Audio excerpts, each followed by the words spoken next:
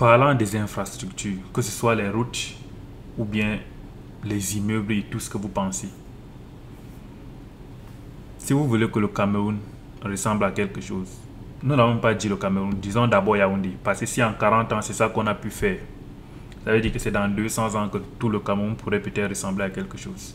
Donc si vous voulez que Yaoundé ressemble à certaines villes des pays où vous partez en vacances là, parce qu'on sait que vous partez en vacances dans des grands pays et vous voyez comment ces villes sont. Alors les amis, bonsoir, j'espère que vous allez tous bien. Moi, par la grâce de Dieu, je me porte super bien. C'est toujours un plaisir de vous avoir par ici. Donc ce soir, nous nous retrouvons pour une nouvelle vidéo réaction. Donc si c'est la première fois que vous passez par là, n'oubliez pas de laisser un commentaire, de liker et surtout de vous abonner pour faire grandir la communauté. Et sans toutefois tarder, on commence.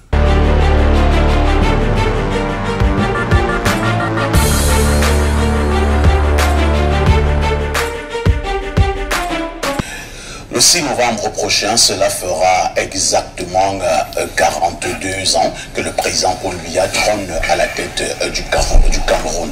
En 42 ans de pouvoir, ce matin, nous commençons par faire le bilan du président Paul Biya sur le plan politique et social. Voilà les deux aspects prioritairement de ce bilan qui vont nous intéresser dans le cadre justement de ces échanges. Je vais commencer par le politologue Mathias Eric Wanangini, professeur, 42 ans à la tête de l'État. Il y a un grand débat qui est né au Cameroun. Certains qui pensent que c'est 42 ans de tristesse, 42 ans de malheur, au moment où certains également croient mordicus que tout n'a pas été noir. Le regard du politologue. Les 42 ans du renouveau sont marqués par des évolutions. Il y a des évolutions qui sont expressives de progrès. Il y en a d'autres qui sont expressives de contraintes et de limites. Le PIB du Cameroun de 1982 et celui de 2023, la richesse du Cameroun a au moins sextuplé, voire septuplé. Donc le Cameroun est devenu 7 fois plus riche entre 82 et 2024. Sur le plan politique et institutionnel, le Cameroun de 1982 est un État de parti unique, avec un système fortement centralisé et très coercitif. Aujourd'hui, le Cameroun est une démocratie multipartiste, mais on ne peut pas négliger le fait que cette démocratie politique multipartiste a une histoire, et donc il y a encore des institutions qui viennent de la période du parti unique, qui ne sont pas complètement démobilisés. Pour autant, il n'y a aucune comparaison possible sur le plan politique entre le Cameroun de 1982 et le Cameroun de 2024 en termes de diversité de l'offre politique, en termes de capacité d'expression de l'offre politique, même s'il peut toujours y avoir des insuffisances. Sur le plan des progrès infrastructurels, le réseau, par exemple, routier du Cameroun s'est abondamment enrichi en infrastructures de différents niveaux. Et dans ce réseau-là, il y a eu, mais en continuité, parce que l'État a une continuité, il y a eu des transformations notables. C'est à partir des milieu des années 80, par exemple, que le Cameroun met en place les grands axes routiers qui relient les principales villes du Cameroun, notamment Douala et Yaoundé. Il y a des équipements importants qui ont été construits, à l'instar des barrages qui ont été construits récemment pour essayer d'améliorer l'infrastructure énergétique, mais qui posent un problème déjà de capacité. Et c'est un problème plutôt prématuré, parce qu'ils avaient été conçus pour vraiment améliorer la capacité d'offre en énergie. Mais les problèmes pour l'instant ne sont pas résolus. Cela est dû à quoi? Et c'est le principal problème d'un pays comme le Cameroun. Ce n'est pas le problème de Paul Biya. C'est un problème structurel. Une chose est de faire augmenter la production. Une autre chose est de lier l'augmentation de la production des biens et services à la croissance démographique. Et le grand problème des pays dits en développement dont fait partie le Cameroun, c'est ça. Le Cameroun connaît une croissance chaque année. Simplement, cette croissance est en dessous de la croissance démographique. Ça veut dire donc que la croissance démographique résorbe donc la croissance des biens et des services. Et c'est ce souci qui impose donc que le Cameroun s'inscrive, comme cela a été envisagé à partir d'un certain nombre de documents de référence économique, sur la voie de la transformation structurelle. Une transformation structurelle qui consiste à revenir sur le chemin que le FMI et la Banque mondiale nous ont obligés à abandonner dans les années 80, qui est le chemin du développement structurel à partir de l'industrie. Il n'y a pas de pays développé sans industrialisation.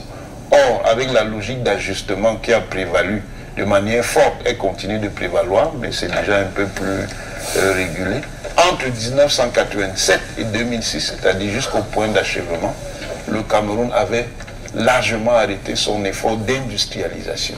Or, il ne peut pas y avoir de développement sans industrialisation, parce que l'industrialisation est au cœur de la transformation structurelle.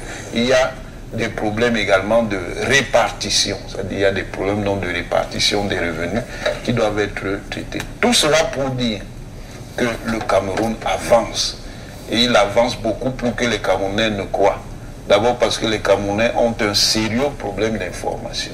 Ils ne s'informent pas toujours pour savoir dans quelle situation leur pays se trouve.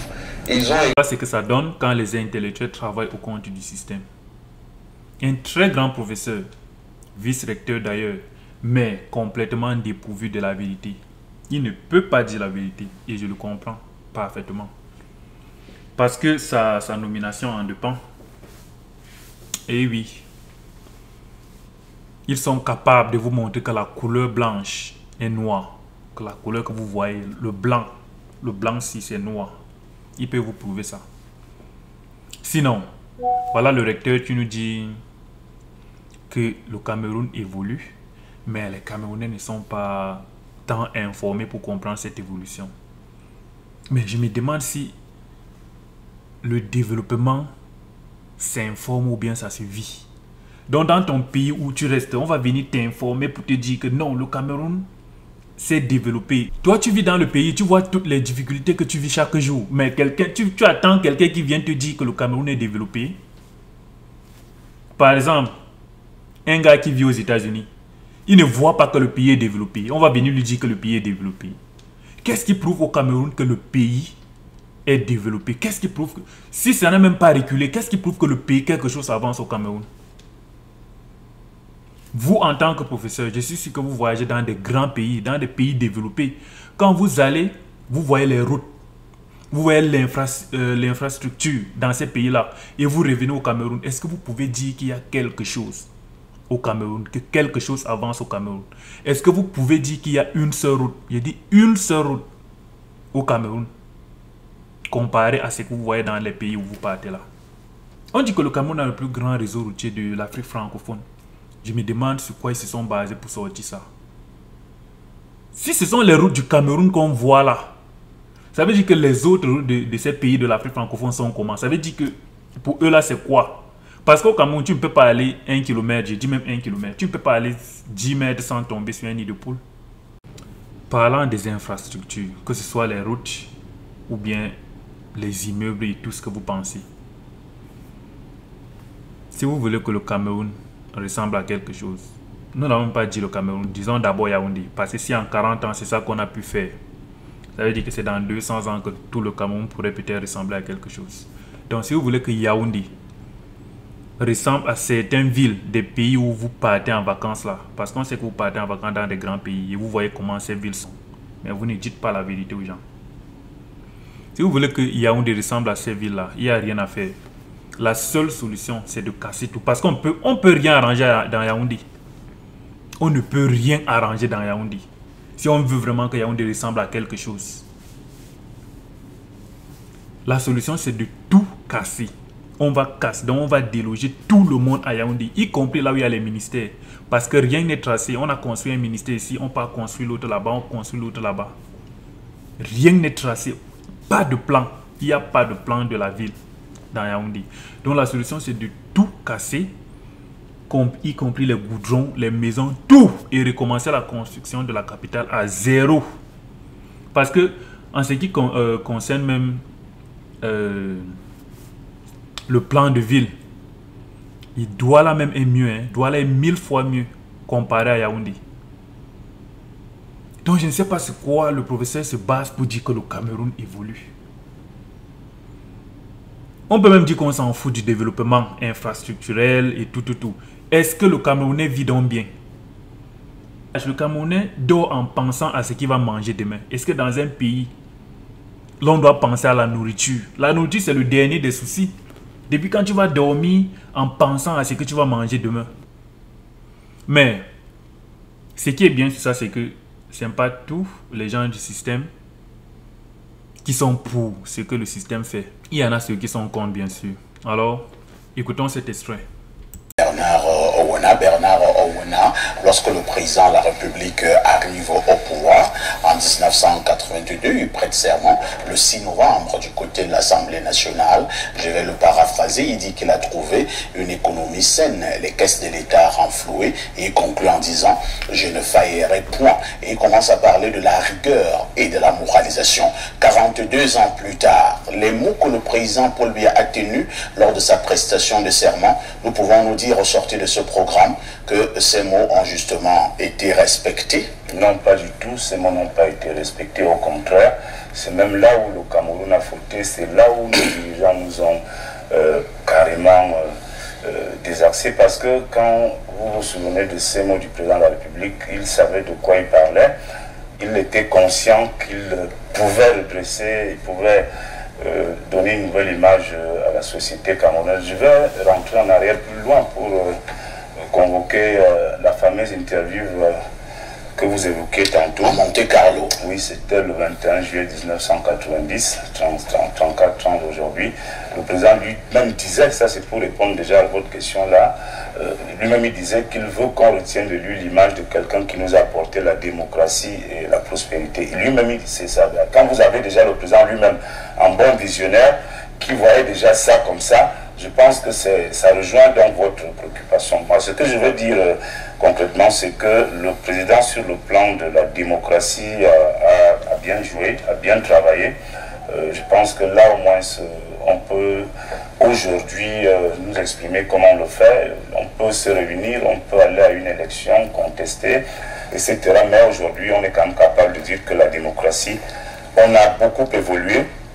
Et je pense que dans les années à venir, les uns les autres vont davantage s'investir pour que ça soit amélioré, qu'on atteigne les standards internationaux validés, reconnus dans les autres pays du monde, où la démocratie est vraiment quelque chose de merveilleux. Et maintenant, sur le plan économique, pour parler des rigueurs de moralisation, nous avons lamentablement échoué. Nous avons échoué parce que la plupart des cas, les gouvernants, les gestionnaires se sont appropriés tout. Le professeur Onang parlait de l'économie tout à l'heure. Si vous avez des gens qui dirigent et qui se sont organisés en ce que c'est eux-mêmes qui importent le riz, c'est eux-mêmes qui importent le blé, c'est eux-mêmes qui importent le sucre, c'est eux-mêmes qui importent le carburant, vous comprenez que le peuple va tout simplement souffrir parce qu'aujourd'hui le panier de la ménagère, il n'y a pas grand-chose à mettre dedans. Parce que les conditions de vie sont assez compliquées, assez difficiles pour le Camerounais moyen. Vous allez remarquer que l'inflation a atteint des proportions assez inquiétantes pour l'avenir. Et d'ailleurs que l'avenir là ne nous rassure en rien quand on voit ce qui peut arriver, quand le Fonds monétaire international parle encore d'augmentation du carburant, etc. Donc, alors, tout ce tableau noir, oui, à qui la faute? La faute, c'est à ceux qui nous ont gérés, c'est la mauvaise gouvernance. C'est la mauvaise, il est question la faute à la mauvaise gouvernance. La mauvaise gouvernance, c'est-à-dire qui est l'auteur de la mauvaise gouvernance? Mais qui gère le pays? Rappelez-nous. Le président gère le pays avec des gouvernants successifs, des gens à qui il fait confiance. Je rappelle aux téléspectateurs que vous êtes du RDPC. Est-ce que être du RDPC veut dire venir mentir sur votre plateau? Oh my God. Vous m'avez posé une question, je suis en train de donner... Votre président du RDPC, selon le président a échoué. Le président national du RDPC a réussi... Les questions ne pas faire.